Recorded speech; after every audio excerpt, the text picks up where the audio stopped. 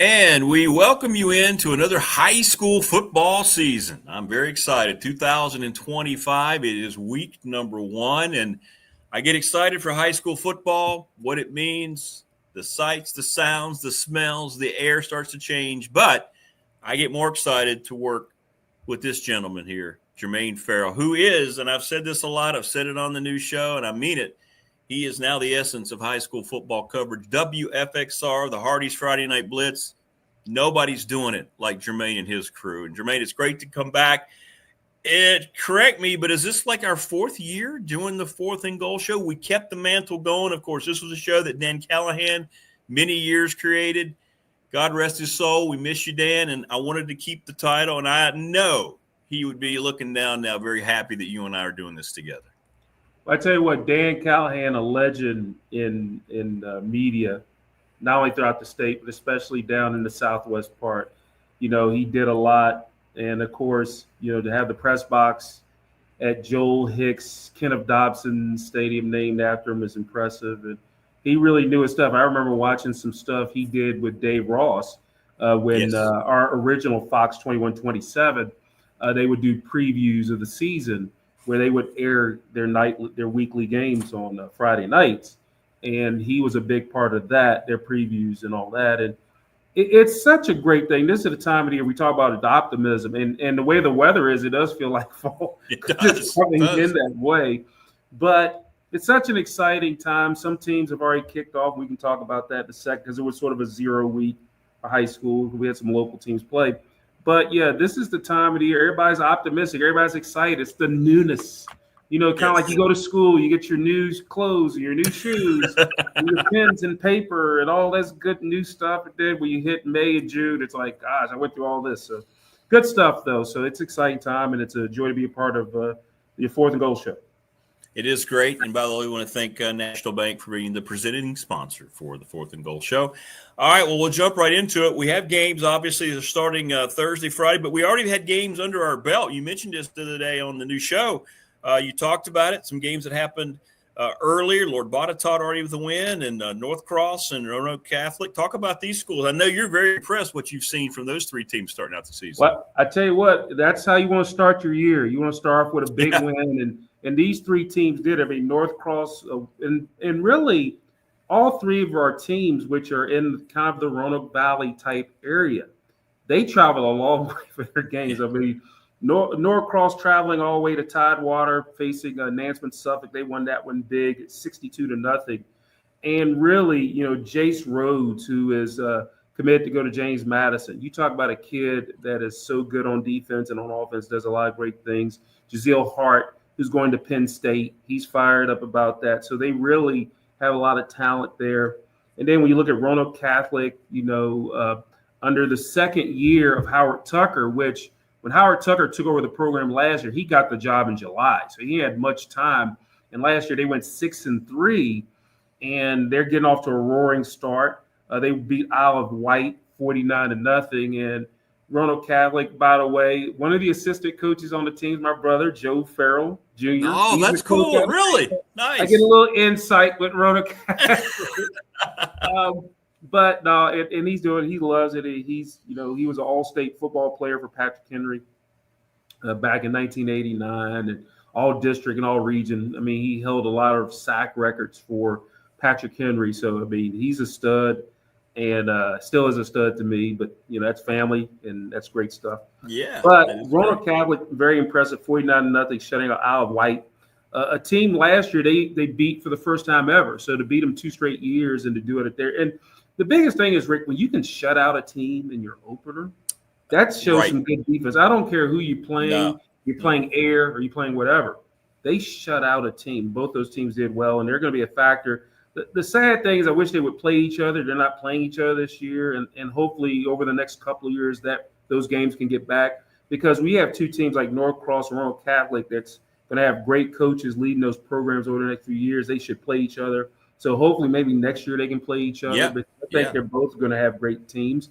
And then Lord Botetourt, Jamie Harless, kind of a homecoming, heading back to play at Emory and Henry. And they defeated Rye Cove, which is a strong Class 1 program, which lost to Grayson County last year in the Class 1 state semifinals. And, Rye Cove had an early lead, but then Laura Bata just turned it on, and their offense, again, it's almost a physical type thing. And they really do a lot of physical stuff. They're a very physical ball club. They run the ball, and they ground and pound, and they do it with that beefy line that they always have. But one thing good this year is they got in the last couple of years, they've had speed and skilled positions at quarterback, running back, wide receiver. So they have those positions to go along with that beefy line. They're definitely going to be a force in Class 3 like they always are every single year. But it was a big win for them. It was kind of, like I said, homecoming because, Coach Jamie Harless in his 14th year, his mother battling cancer. So it was pretty important for them to play some games closer to his home. They're going to do the same thing next year. It'll be the same game in Emory. Oh, that's great. Henry. So they're going to do that. And kudos to the VHSL for allowing them to start their season a little early in this case. Now, the interesting thing is Bata will have a couple of bye weeks mixed in, so that could work to their advantage. But big win for all three of our local teams to get the season started. Yeah, I love to hear that. This is the Fourth and Goal Show presented by National Bank. Now, later on, we'll have Farrell's Five. Always, it's my favorite segment. I love it. By the way, people always say, you already know those games. No, I learned them when you learned them. And Jermaine does a great job of picking them out. And by the way, I got some bonus games that games are just outside of the Farrell's Five, which these games could easily be in. We'll talk about that moment. Yeah. But there's some good stuff right there in there. I mean, you talk about big time stuff. So these are big games, but we will get to that whenever you say we get to that. Well, I want to ask you this. I had 6 listeners today, as a matter of fact, after the show on the text line said, be sure, because I mentioned the Fourth and Goal Show. We were talking about rivalry. We were talking about how we need that back. And, of course, you played at Patrick Henry. And you were down in the middle of one of the most fiercest city battles, Patrick Henry and William Fleming. I mean, you lived it. Can you talk about that and why there's a fine line, right?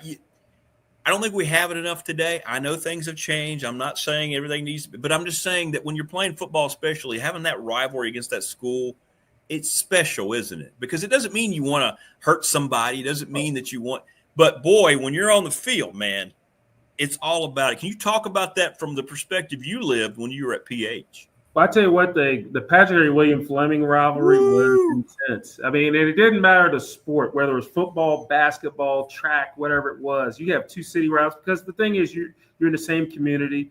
A lot of these rivalries that happen, they're usually crosstown rivals or cross-county rivals or whatever it is. But the thing is, when you have Patrick and William Fleming playing at the old Victory Stadium, and now they each have their own stadium now, and they play now at 5 o'clock in the afternoon. So they play a little earlier because of, obviously they don't want trouble. Right. But it was intense. And there was a stretch where because things were so intense, they moved the games to Saturday afternoons. I remember they would play it in Saturday afternoons sometimes at Victory Stadium, but then they moved back to night. Yeah. And it is an intense rivalry. And there's so many great rivalries. I could mention a few, but I'd afraid if I miss one. But I could tell you, rivalry games, if there's something on the line, like a trophy. Like I remember Allegheny and Covington, the Brackman Cup. That was huge when they would play up there for the 2. And what's interesting, those 2 schools merged, and it took time for the 2 schools to merge. Now, in their 3rd year, it's kind of like, okay, we have that together. I mean, so many great ones. I mean, Magna Vista and Martinsville, EC Glass and Heritage. You talk about another Hill City rivalry. That is got some steam to it. Brookville and Rustburg was a big rivalry. Yes, it was. Salem and Pulaski. I mean, you knew that rivalry when you have Willis White and Joel Hicks, 2 guys that had so much respect for each other, and you knew what you were going to get. It seems like those guys were like men's men. Like they were men. When you talk about a Joel Hicks, you talk about a Willis White. You knew what the preparation was, and there was no secrets between the 2. I think if Willis White gave Joel Hicks his playbook and Joel Hicks gave Willis White his playbook, they still would know, and it would be hard to stop. So you'd have that. And, Christiansburg and Blacksburg's a good rivalry. Bradford and Blacksburg, anything really in the New River Valley, Giles Narrows. I mean, you got that rivalry. So a lot of big-time rivalries. Galax and George Wythe is a big rivalry.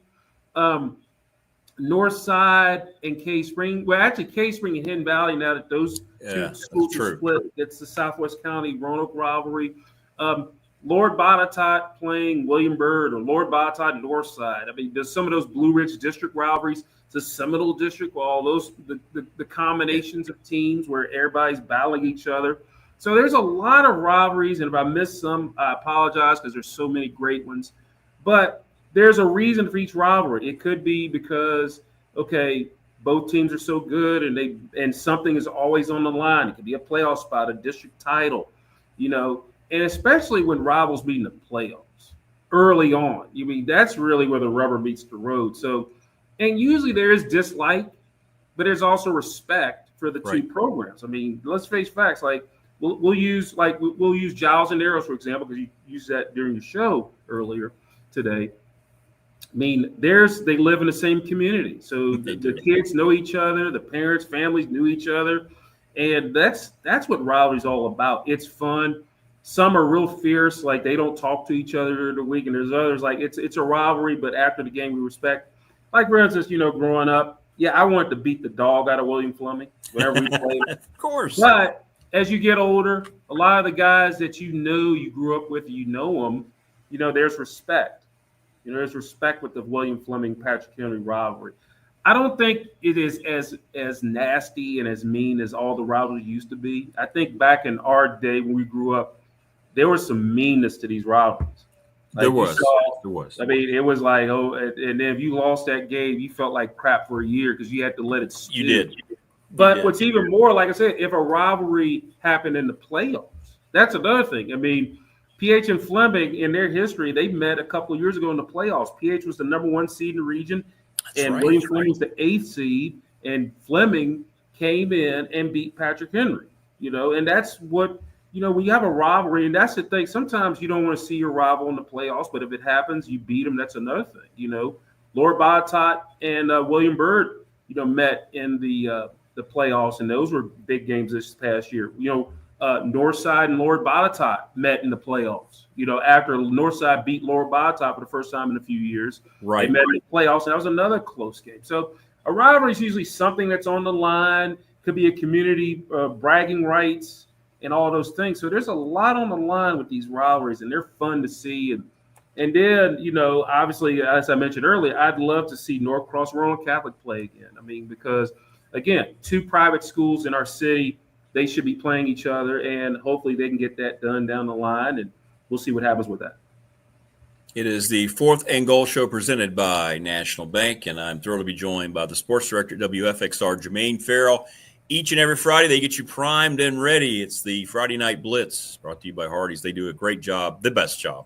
And if you get home from a game and you're not sure what else is going on and you want to watch your own highlights or others, just sit back, relax, take a deep breath at the end of the long week, and check out WFXR.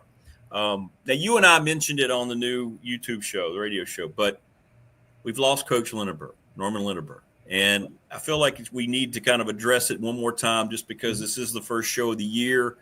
Had a great conversation with Coach Ragsdale today. Winfred Beal is still here, thank the Lord.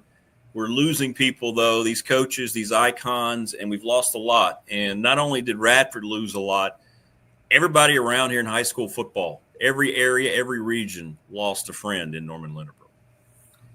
And you had a special relationship with him because you called Radford games. And The thing is, I saw him a couple of times. And obviously you have a vision of what they were back then versus what they are today. And you think about these coaches that you grew up watching and you saw them on the TV and you played for them. And the thing is, with a Norm Lindenberg team, you knew what you were going to get. Stormin' Norman is his nickname. That's right. And great kids, look at not only his family overall, and they produce great people, coaches and athletic directors and all that, but the people that he impacted, his players. He touched a lot of players, and he impacted so many lives that, of course, when his memorial service happened, you could have had that, at Lane Stadium. You could have had it at Castle Coliseum, and obviously it was at the Dedman Center. But just just how he was as a person. I mean, you knew what you're going to get. Very respected throughout the coaching circles, respected throughout everywhere. So he was such an awesome man. And like I said before, we talked about this before, when Radford hired Mike, it's kind of interesting. I mean, I never thought in 1,000 years that a Chris would be coaching Radford, but Right. it's kind of and I think nowadays we started getting a renaissance of coaches, because it was kind of neat. Like back in the day when you had, the other TV stations doing football shows, you saw the Norm Linenbergs, you saw the Dave Chris, the Joel Hicks, the Willis Whites, the Jim Hickams, the Dave Chris, the Winfred Beals, the Bo Hensons, Shirley Bo Stewarts, Yeah. all those type of guys. I mean, they were characters. It was like, okay, it's kind of like I remember the documentary they did on the Big East, the realm of the Big East. The coaches were the stars of these programs. I think nowadays that's what it. Yeah, you had great players, but at the end of the That's day, a great point. That's a great at the point. end of the day, Rick, who was the spokesperson for the program? It was the head Right. coach. Like in the movie, the band movie, Drumline, one band, one sound. Yeah. But guess what? You knew whose team it was. It was, you could say EC Glass, you could say Pulaski County. Like when they had that big matchup in 1990, I remember it was my junior year in high school, and Bo Henson goes off, and Joel Hicks has this different mantra about it. But, it was kind of like a last-second touchdown play, and they get a chance to kick a field goal, and it was real short. Then Bo Henson was a character. Joel Hicks, I remember it was a Friday Football Extra banquet, where they said, he was going to retire, but he kept the jacket anyway. He didn't retire. Yeah. So Right. these coaches, and then Willis White was great at what he does. And, you see them now, and they're not what you would remember them, but, they're still here. But circling back again, Norm Linenberg just did so much for the community. One of the winningest coaches in the history of football, 2 state championships and back-to-back. And I think people kind of forget he did win 2 state championships, even though it was so far ago. Yeah. But his teams were always in the running to win a state championship. I know. And there was, I tell you, a game that stands out with me, and I'm trying to remember, well, you wouldn't have called it because I think you weren't, you were probably, it was the 91 playoff game with JF, with Jefferson Forest. I started the next year. Okay. Right. I missed the 91 game. Yeah. That was a classic game. And I think the irony is the Jefferson Forest goes on. I think they won the state championship in '91, I believe, or they lost in the final, but they got there. And I think the winner of that game had a chance. And Radford had some tremendous players. They still do every year. But I mean, that was such a classic game, and people remember that game. And it was a tough loss. But Norm Linenberg, like I said, classic coach, great coach. He surely will be missed. And the biggest thing is, like I said, the memories. I think if we could take anything from these coaches, and like I said, it's a renaissance today because we have a good mixture of coaches that have been doing it for decades. I mean, you look at, like I said, Kelly Lowe. Right now, he's the dean, 23 years. That's crazy. At Narrows, and then right after that, you got, you got Frank Rocco, so who's doing his thing with. I'm sorry, Danny Rocco. Oh, well, one of the Rocco bro. I keep butchering. Yeah, I can't remember. I'm sitting trying to think. I can't remember either. But anyway, 20 years at LCA. And then you have, Wow. Kevin Clifford, 19 years at Glenver. But people forget, okay, they might have coached at this school. We have coaches, like a Jeff Baker's been coaching for a long time. Brad Bradley's been coaching for years. I mean, and then you got, Tim Cromer's been coaching for a long time. And not only as head coaches, but they were assistants somewhere. That's right. So you add all that. You got coaches around this area that have been coaching for decades, and you got the young ones out there that have just started as head coaches. So that'll be interesting to see how this goes. And, a lot of times these coaches have been doing it for a long time. They're not the same coach in year 1 as they are in year 20. That's right. They've mellowed a little bit. And like their players come back and say, "Hey, coach, wait a minute, you actually letting them drink water or something like that? Wait a minute, you only letting them do 5 gassers versus 100 gassers." So these coaches, and these coaches, I think the biggest thing is these coaches are so important, and it doesn't matter the sport, because I think everybody remembers their coach. I think that, and I think Marty Smith brought it up, good point when he was talking about Coach Ragsdale. You might have hated what the coach was telling you at that time, and you despise it. We all do. It's like, Coach, why are we doing this? We don't want to do this. He or she is teaching you a lesson that you take with you, so when you get older, you get to their age. Now it's like, oh, now I remember what Coach was talking about, and now you understand why he or she had you do that.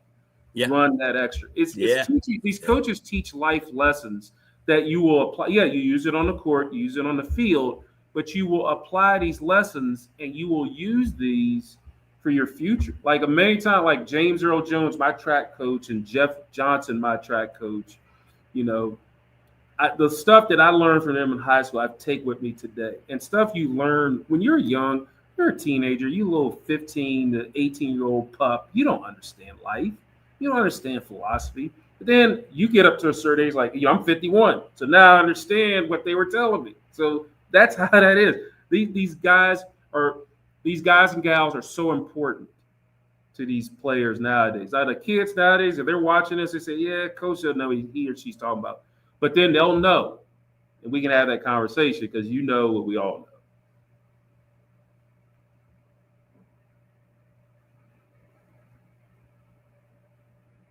I think, Rick, you're frozen. Rick? Okay, I think he fell off.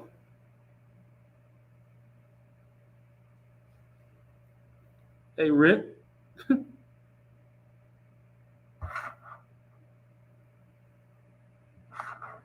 I think I lost you.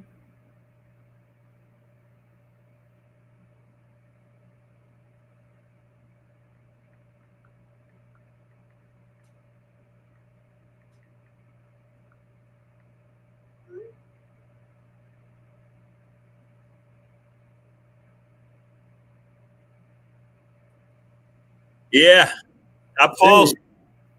Oh, there it is. You froze. Modern.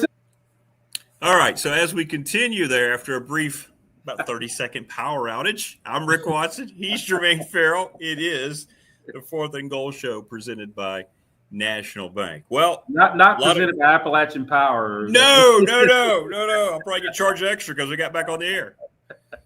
But, hey, it's time. There's so many great games this week, and it had to be tough for you. Now, you mentioned honorable mentions this week as well for Farrell's 5 as we get into it. And I'm going to hook you up. All right, so these are 2 honorable mention games. Narrows at Floyd County. What's interesting, Rick, about Narrows and Floyd County? Now, Narrows leads this series 14-7.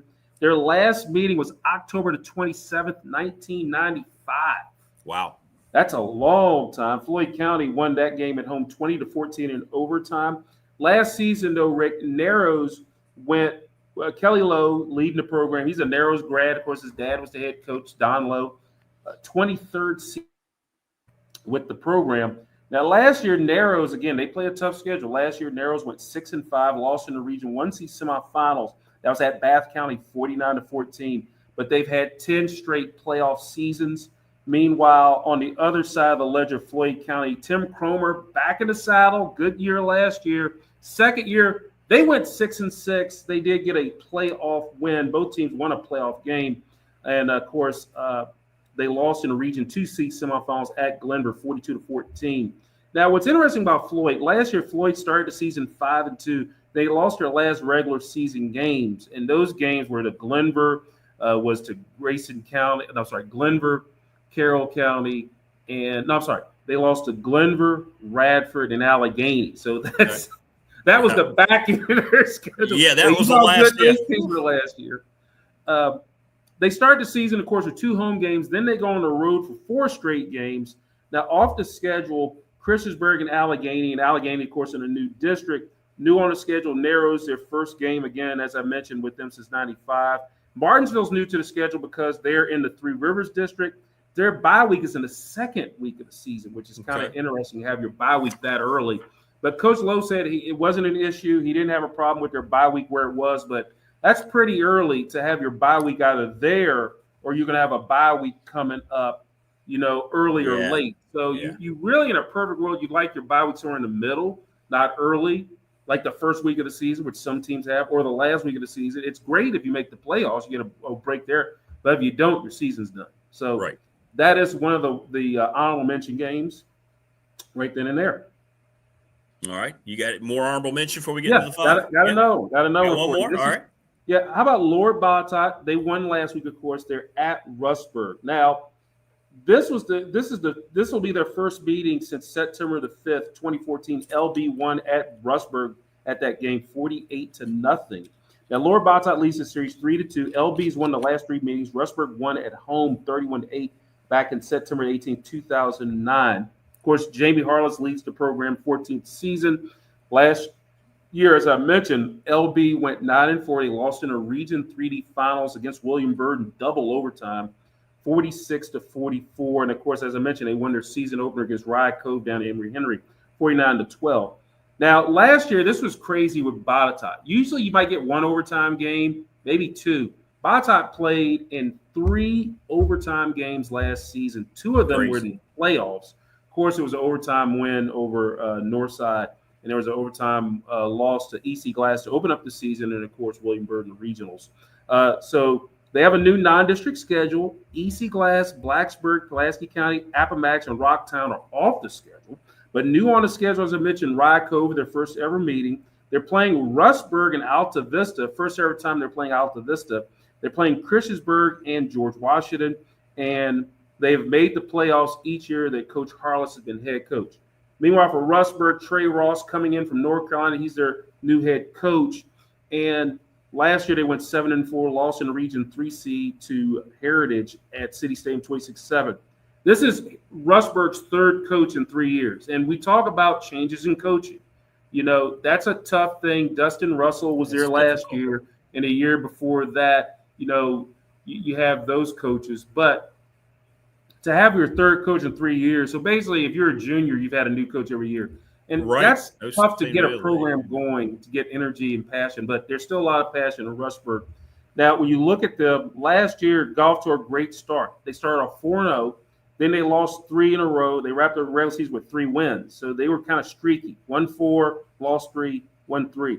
And off the schedule, Spotswood and Allegheny, Spotswood and Stewart Draft, they added Magna Vista and Lord Bottot, which you're adding 2 teams that you could see in a state semifinal possibly. So big-time stuff right there. Now, Rustburg, after opening the season at home with Lord Bottot, they will play 3 straight road games. So a lot of stuff right then and there, those 2 games could have easily been in the top 5. But if the top 5, Farrell's 5 is pretty big. If those 2 games, it is. Yes, it has to be. And let's get into it. Farrell's 5. We start from bottom up, folks. 5 to number 1. What's game number 5 on Farrell's 5? The game of the week. Game number 5. I got Carroll County at Christiansburg. Now, Christiansburg leads this series 26-10. Of course, they met when Carroll County was Hillsville, but I didn't add the Hillsville games in there. I just took it from when it was Carroll County High School at Christiansburg. Sure. So this is their first meeting since 2016, and Christiansburg won that one at home 35-26. Christiansburg has won the last 11 meetings, 13-14. Carroll County last beat Christiansburg. That was on October 6, 1993. It was 48-41 in Christiansburg. Now, last season, both these coaches are in their second year with their programs. Seth Greer, second year, of course, last year they went 5-6, lost in the Region 3D first round at Abingdon, 52-13. Abingdon, year in, year out, always a factor in Region 3D. Now, they opened up the season 5-1, but then they lost their last 6 games. Actually, they lost their last 5 games, including the playoffs. So new to the schedule for Carroll County, Christiansburg, Fort Chiswell, and Martinsville. Of course, Martinsville, again, in the Three Rivers District. Now, off their schedule, Allegheny, because they moved to the Shenandoah District. Okay. And then Grundy and George Wythe. They made the playoffs for the first time since the spring of 2021, and their last playoff win in Hillsville was 2010. So Coach Greer's getting something going down in Hillsville, and I think he'll have them rolling. Meanwhile, Christiansburg, under second-year coach Matt Heron, they went also 5-6 last year. They lost in the Region 3D first round to Magna Vista, 28-25. Second straight year that Christiansburg has lost to Magna Vista. in the playoffs. So right then and there. Now, they added, of course, Carroll County, Lord Botetourt to the schedule. They dropped Floyd County and Riverheads. And they have a stretch in the season where they'll play 3 straight road games. So this is, again, a pretty even matchup, I think, between these two programs. And should be a fun one down over in Christiansburg when these two teams match up. Yeah, good choice to get Farrell's 5 started. All right, how about number 4, next game up the ladder? Let's stay in the New River Valley. How about George Wythe at Radford? Yeah, I love this game. Now, they have met every year since 1999. Of course, there were previous games, playoff matchups. So Radford leads this series 52-31-4. George Wythe ended a 5-game losing streak to Radford last year in Wytheville, 28-7. Now, George Wythe under Brandon Harner, who's really getting things going down there. Yep. George Wythe in his 12th season there. Last year, they went 8-4. Lost in the Region 1C semifinals at home to Grayson County. You know how Grayson County got hot at the right time at the end of the year, 18-16, a close game. They've been in the playoffs for 18 straight seasons. Wow. Playing 3 straight home games in the middle of the season. Now, new to their schedule, Virginia High, their first meeting since 1956, Rick. It's the last time George Wythe has played Virginia High. Patrick Henry Glade Spring, their last meeting was 2016, and they have a 19-game winning streak against them. And they're playing Bluefield, West Virginia, the Beavers, for the first time ever. Off the schedule, Alta Vista, Graham, Carroll County, Jab, Burton. And, of course, after a 1-2 start, the Maroons won 6 in a row. So the Maroons, they always play a tough non-district schedule. But when it comes to district time, they get rocking and rolling there. Meanwhile, Radford, under Michael Christ, his 5th season with the Bobcats, they went 8-4 last year after coming off a state championship. They lost in the Region 2C semifinals to Gretna in a close one, 14-7. Now, they opened the season with 4 straight home games, Rick, but they overall have 6 home games this season. They end the season with 2 road games, and they're playing William Byrd for the first time in 1989. And a side note, Norm Lindenberg was also the head coach at William Byrd. So when those two teams meet, it could be the Norm Lindenberg Bowl right then and there. Martinsville's new to the district, of course. That's new to their schedule. And they're playing them for the first time since 1962. So that's a pretty interesting thing with those teams. But that should be another good one. Again, when these two teams meet up, it is always a battle between George Wythe and Radford. All right, number 3 now on Farrell's 5. We're halfway up the ladder now. There we go. This is a good one. Number 3, Gretna taking on Jefferson Forest. JF leads this series. Yeah, the Hawks, yes. Jefferson Forest leads the series 15-7. JF won last year in Gretna 55-18. JF won the last 3 meetings. Gretna last beat JF. You got to go to August the 27th of 2021. It was a JF, and that's when JF was kind of formulating what they're doing now. First, let's talk about Gretna.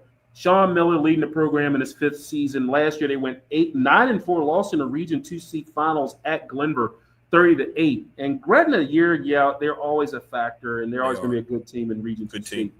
Now they've dropped Dan River and Martinsville, but they're adding Bassett and Halifax to the schedule. First meeting with Bassett since 2002. It was a 49-0 win, and their series is tied with Bassett at 5-5. So that's an interesting thing.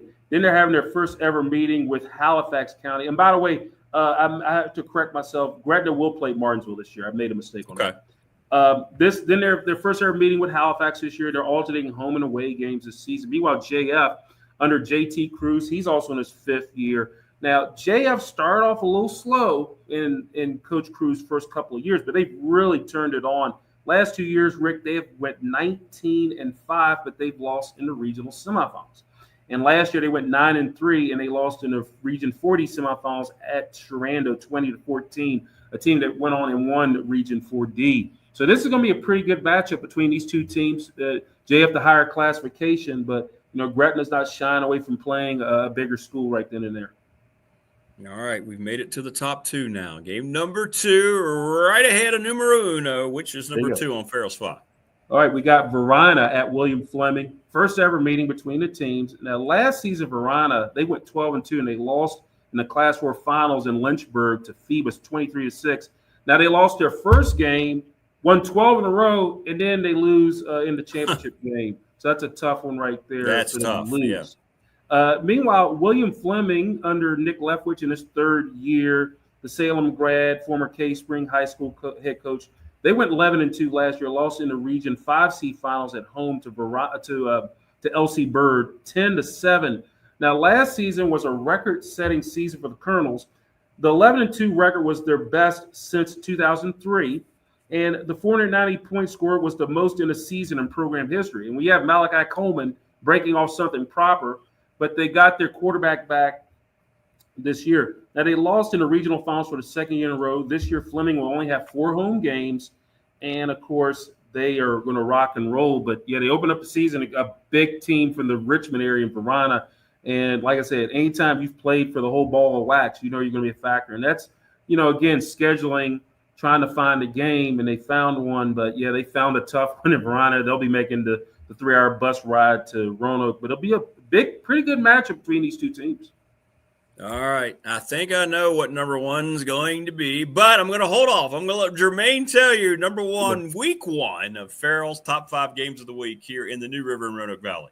There it is. We got EC Glass at Salem. That's going to be our game of the week. Had to be. Now at Salem Stadium. Now, what's interesting about this game, EC Glass leads the series 6-3-1. They've won all the regular season matchups except for the tie, but Salem, when it came to the playoff games, Salem won all 3 playoff games. So it's kind of an interesting thing. The last meeting was in the Region 40 finals in November 24, 2003. Salem won that one at home 42-14. Last regular season meeting was October 2nd, 1987 at Salem Stadium, won by Glass 24-7. Now, last season, Salem under Don Holtry enters his 7th season. Salem went 10-3. They lost in the Region 40 finals at Sharando 29-26. They got off to a 1-2 start last year, Salem, which is very uncharacteristic. It's their first time they started off that way since 2002. And their 2 losses were to LCA and William Fleming, so no shame in that. Salem then went on a 9-game winning streak before losing in the regional finals. They dropped Liberty Christian and Northside off the schedule, but they added EC Glass and Dinwiddie. And Dinwiddie, you know how they are, always a factor in Class 4 to the schedule. They head to Dinwiddie. First regular season matchup, as I mentioned there. Now, here's something. Dinwiddie, they're 1-2 all time against Dinwiddie. Salem is, but that one win came in the Class 4 title game in 2016. So if you're going to win one, that's the one that should matter there. And that was a 31-27 game at William and Mary. I'm still thawing out from that game. You're still cold, yeah. Still cold. Salem has had double-digit seasons and wins in the last 6 years and 12 of 13. That's impressive, right there. That's very impressive. To win, to do that. So that means they're winning at least 10 games. Yeah. Right then and there. Now, for EC Glass, Jamar Lovelace in his 3rd year. Last year, they went 5-6, and they were kind of like a Dow Joneser type thing. They were up and down, up and down. They lost in the first round of Region 4D at George Washington 24-7. Now, EC Glass really doesn't have to use a lot of gas mileage on the bus because they have 7 games in the Hill City. They're at LCA. That's one game. Wow. And then their game at City Stadium, they're on the road at Heritage, but that's almost a home game. So they don't have to really do a lot of – their longest road trip might actually be to Salem, which isn't that bad. But, yeah, to play 7 games in Lynchburg is big. So they don't have to travel a lot, and hopefully they could take advantage of that type of schedule. Terrific Ferrell's 5 as always. Some other games. LCA is going to be playing on a Saturday in Ironton, Ohio. By the way, Grayson, about football in Ohio. I know, exactly. Grayson County and Allegheny, just down the road from me, Eastmont and Holston, and right here in my backyard. I'm so happy to report that Auburn High School will have a varsity football season here 2025. They host James River. They got a lot of great stuff planned. It's going to be an exciting night here in Reiner. Stanton Rivers got Hidden Valley, William and Campbell Liberty, Fort Chiswell Rural Retreat. That's become a nice rivalry over the years, hasn't it? Blacksburg and Giles, Pulaski County, my alma mater, and always tough to go to Northside and try to win. How did I leave Blacksburg and Giles off my list? That's well, there's so many though. It's hard. That could be an extra honorable mention. Blacksburg. I know. Shame on me, but you could probably make a case for every game we have. But exactly. So my apologies to it's great. Community, but that's always a big. You talk about rivalries, and they kick off the season every year. Every year. No, it's great stuff as always. Also, great stuff as I mentioned. Hey, Get it first, get it best. One other thing I'd like to mention. Real quick, we do have a Thursday game. Oh yeah, that's right. Amherst at Sharando. Amherst leads the series 2-1. First ever regular season meeting, first meeting between the teams since 2013 playoffs, and Sharando won that one 49-15. But Amherst won the other two meetings, and those were for state championships in 1995 and 2007. So Amherst, again, they won the ones that counted, the state championship game. So big time stuff right then and there. Sorry about cutting you off. It's all right. For David Smith, we'll say go Lancers, him and his Amherst Lancers. But check it out, right? Friday Night Blitz. You got it. Let them know where to find it, how to find it. I mean, it's there, and it's great. Well, Friday Night Blitz, again, this Friday, to let everybody know, we will air at 10:30 on WWCW. We will also air after the college football game, which it's Baylor and Auburn, I think. Yeah, I think that's right. Something like that. Yeah, I should know. That's our station. Should know. That'll air. Friday Night Blitz will air immediately after that. It'll also air each and every Saturday at 11 in the morning on WWCW, CW, Virginia. So got a lot of good stuff. And again, we're streaming it at 10:30 on WFXRTV.com. And if you miss it, we'll have it on our website, WFXRTV.com. So we got you covered. And, you know, like I said, fun times. It's week one, and we're going all the way through to the last week of the season, which is right before your state championship games, which hopefully, you know, we'll have some teams in there competing. And I think we'll have another banner year of teams that'll be playing in the state championship game. I hope so. Good luck to all the teams here in the New River and Roanoke Valley. Jermaine, thank you. Looking forward to another season. Thanks again to National Bank, the presenting sponsor of this program. Thanks for watching, everybody. You'll find it here every week. Hopefully we won't have another power outage, but can't guarantee it. Jermaine, have a great weekend, man. Enjoy the football. I know you will. You too, and have a good one, and have fun down there. I know it's going to be fun times in Reiner, and I'll be heading down there later today, actually. I'll be going down there to do a little story on Reiner, on Auburn, because they're bringing football back, baby. It's back. Awesome. This has been the Fourth and Goal Show, brought to you by National Bank. We will see you next week for week 2. Enjoy the games, everybody, the pageantry. Have fun. Stay safe. We'll see you next week.